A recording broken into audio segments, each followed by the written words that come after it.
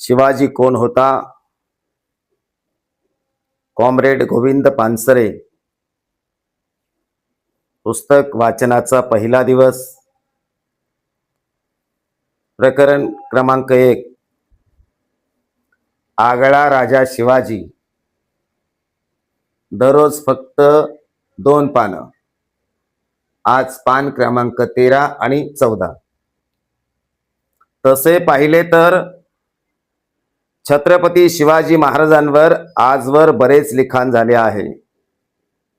कथा, कादंबऱ्या, नाटके, तमाशे, गाणी, पोवाडे, इतिहास, चरित्रे इत्यादी वाङ्मयाचे जेवढे म्हणून प्रकार आहेत, त्या सर्व वाङ्मय प्रकारात शिवाजी आणि शिवकाल हा विषय अनेक वेळा येऊन गेलेला आहे. चित्रपटही निघालेत, व्याख्यानेही खूप झालीत आणि होत आहेत.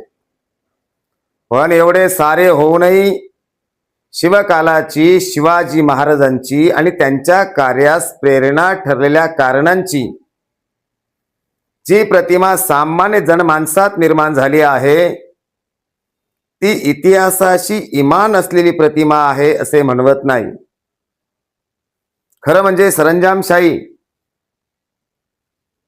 आणि राजेशाही ही कालबाह्य झालेली समाज रचना आहे.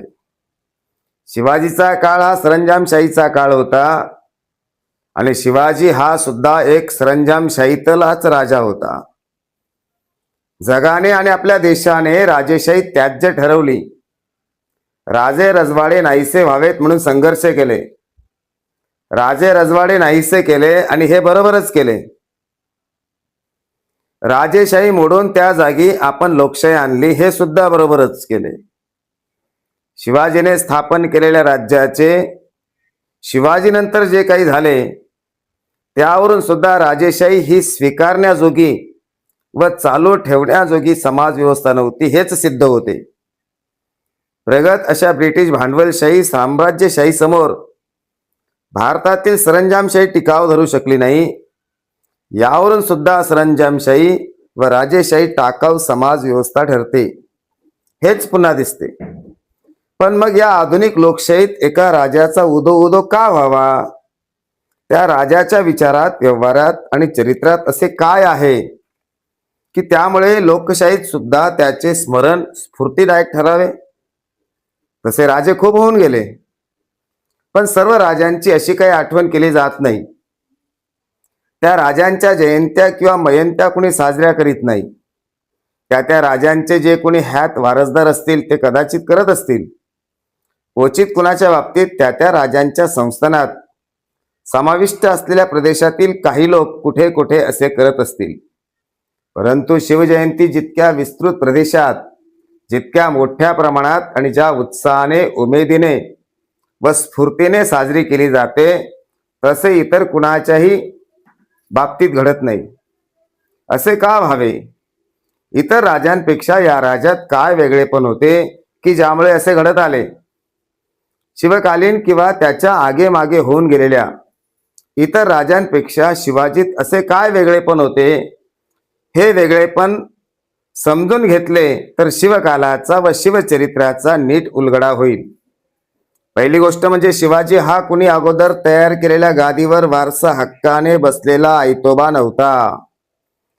आयत्या पीठावर रेघोट्या उठविणे सोपे असते, त्यात फारसे कौतुकास्पद काही नसते.